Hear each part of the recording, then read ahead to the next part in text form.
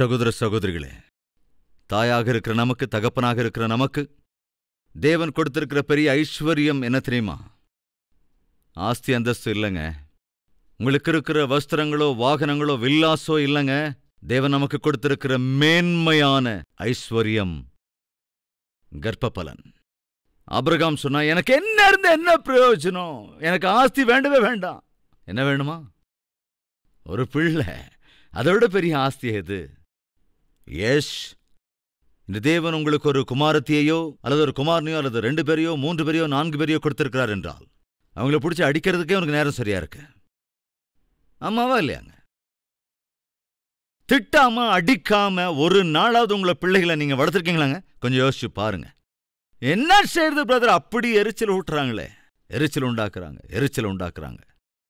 உனக்கு எரிச்சலா வருதுன்னா உனக்கு பொறுமை இல்லைன்னு அர்த்தம். அப்படித்தானே?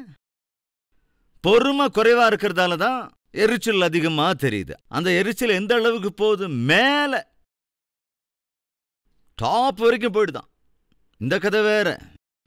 ஏய், நான் என்ன பண்ணுவேன்னு எனக்கே தெரியாது. உனக்கு தெரியல, என்ன பண்ண முடியும்?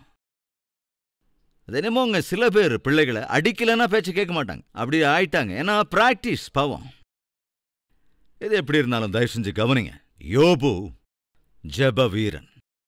அதிகாலையிலேயே எழுந்து தன் ஒவ்வொரு பிள்ளைக்காகவும் தேவனுடைய சந்நிதியிலே மன்றாடினவன். சகோதர சகோதரிகளே, இது நம்முடைய நிலைமை என்ன? ஒரே ஒரு பிள்ளை தான் இருக்கான், அது கூட ஜெபிக்கிறது இல்லையே. தேவன் கொடுத்த 2-3 பிள்ளைகளுக்காக முழங்கால் படிட்டு ஜெபிக்கிறதே கிடையாது. தேவ சந்நிதியில் காணப்படுவதில்லையே. அப்படின்னா 10 பிள்ளைகளுக்கும் அதிகமான பிள்ளைகளோடு இருந்த சூசன் வெஸ்லி எவ்விதத்தில் மணிக்கணக்கு ஒவ்வொரு பிள்ளைகளுக்காகவும் பிரார்த்தனை செய்ய முடிந்தது? காரணம் என்ன தெரியுமா? அந்த அம்மா தன் பிள்ளைகளின் மீது தேவன் அவர்களுக்காக உன்னதமான திட்டத்தை வைத்திருக்கின்றார் என்பதை நம்பினாங்க. அந்த நம்பிக்கையின் அடிப்படையில் தான் அவ்வளவாய் அவர்கள் ஜெபித்தார்கள். யோபு அதிகாலமே எழுந்து என்ன செஞ்சான் தெரியுங்களா? என் வேலையை காப்பாத்துங்க ஆண்டவரே, என்னுடைய ஆஸ்தியை காப்பாத்துங்க ஆண்டவரே, என்னோட அந்தஸ்தை காப்பாத்துங்க ஆண்டவரே, என்னோட ஆடுகளை காப்பாத்துங்க ஆண்டவரே. நம்மள நிறைய பேர் இப்படி ஜெபம் பண்றவங்க இருக்காங்க. காலையில எழுந்து என் பயிரை காப்பாத்துங்க, என் பயிரை காப்பாத்துங்க, பயிரை காப்பாத்துங்க, என் இந்த மாதிரி ஜெபம் இருக்கு. ஒருவேளை வேலைக்கு போறவங்களா இருந்தா, ஆண்டவரே என் ஆஃபீஸ்ல இந்த டென்ஷன்லாம் பாத்துங்க, அந்த உதவாக்குற பாஷ் எப்ப பார்த்தாலும் திட்டிக்கிட்டே இருக்காரு ஆண்டவரே, அவர் இன்னைக்கு ஆஃபீஸ்க்கு வரவே கூடாது ஆண்டவரே. இப்படி ஒரு உதவாக்குற ஜெபம். எப்ப பார்த்தாலும் பயிர் நிலத்துக்காகவோ மிருகங்களுக்காகவோ வேலைக்காகவோ இவைகளுக்காக தான் இன்னைக்கு ஜெபம். பிள்ளைகளுக்காக ஜெபித்து எத்தனை காலமாச்சு? பிள்ளைகளுக்காக முழங்கால் படிட்டு ஜெபித்து எத்தனை காலமாச்சு? கொஞ்சம் யோசிக்கணுங்க. புலம்பலின் புத்தகம் 2வது அதிகாரம் 19வது வசனம். எழுந்திரு,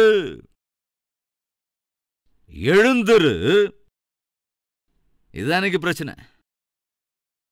அப்படித்தானே? எதுங்க பிரச்சனை? அந்த எந்திரிக்கிறது தானங்க இன்னைக்கு பிரச்சனை. எழுந்திரு, காலையில 10 மணிக்கு.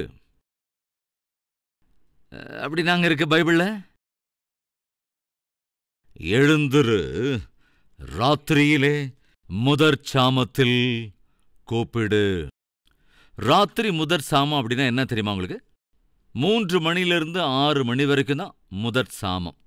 3 மணிலிருந்து 6 மணி வரையுள்ள, அதாவது அதிகாலை 3 மணிலிருந்து 6 மணி வரைக்கும் உள்ள அந்த நேரத்தை தான் முதற் சாமம் என்கிறார்கள். ஒவ்வொரு தாயையும் ஒவ்வொரு தகப்பனையும் தேவன் இந்நாளிலே கேட்டுக்கொள்கிறார் எனலாமா, எச்சரிக்கிறார் எனலாமா? எழுந்திரு, ராத்திரியிலே முதற் சாமத்திலே என்ன செய்யணும்? கூப்பிடு. நீ ராத்திரி முதற் சாமத்திலேயே நீ எழுந்து பிரார்த்தனை செய். யோபு என்ன செய்தானா? அதிகாலமே எழுந்து தன்னுடைய ஒவ்வொரு குமாரர்களுக்காகவும் ஒவ்வொரு குமார்த்திகளுக்காகவும் தேவனுடைய சந்நிதியிலே காணப்பட்டான். ஆண்டவரின் சமூகத்தில் உன் இருதயத்தை தண்ணீரை போல ஊற்றிவிடு. யாருக்காக? நான் ஏற்கனவே சொன்னல, பயிர் பச்சைகளுக்காக இல்லைங்க, பிராணிகளுக்காக இல்லைங்க. அப்புறம் யாருக்காக? உன்னுடைய குழந்தைகளின் பிராணனுக்காக. தாய்மார் தகப்பன்மார் கவனிங்க, நம்ம பிள்ளைங்க பச்சை பிள்ளைகளாக இருக்கும்போது அவர்களுக்காக நாம் செய்ய வேண்டிய ஜெபம், சிந்த வேண்டிய கண்ணீரை சிந்துவோமானால் அவர்கள் பெரியவர்களாகும் போது கட்டாயம் பிரயோஜனம் உள்ளவர்களாவார்கள். ஆண்டவருடைய கரத்திலே பலமுள்ள பானத்தை போல தயாராவார்கள். அதில் எந்த சந்தேகமும் இல்லை. பிரார்த்தனையோடு கூட பரிசுத்தமாக பிள்ளைகளை வளர்க்கிற பேரண்ட்ஸ் வேண்டும். நீ அப்படிப்பட்ட ஒரு தகப்பனா இருந்தால் எவ்வளவு நல்லா இருக்கும். தாயாக இருந்தால் அது எவ்வளவு நல்லா இருக்கும். Let's pray.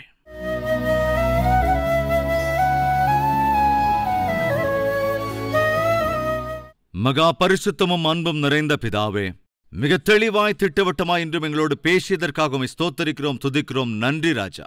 எங்கள் பிள்ளைகளை நினைவில் வைத்துக் கொள்ளுங்கப்பா. எங்கள் சந்தானங்களை ஞாபகத்தில் வச்சுக்கொள்ளுங்க ஆண்டவரே.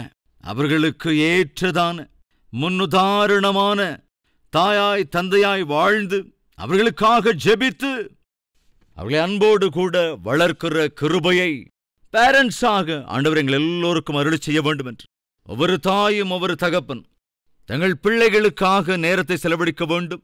அவர்களோடு கூட பேசுவதற்கு, அவர்களுக்காக ஜெபிப்பதற்கு, அவர்கள் ஆவிக்குரிய வாழ்க்கையில அக்கறையோடு இருப்பதற்கு கட்டாயம் ஆண்டவரை நாங்கள் நேரத்தை ஒதுக்க வேண்டும். அநேகருக்கு முன்னுதாரணமாக இருக்க வேண்டும்.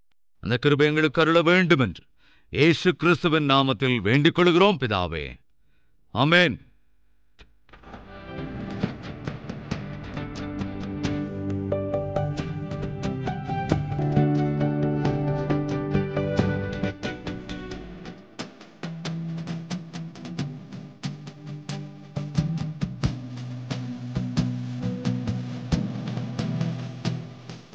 Thank you.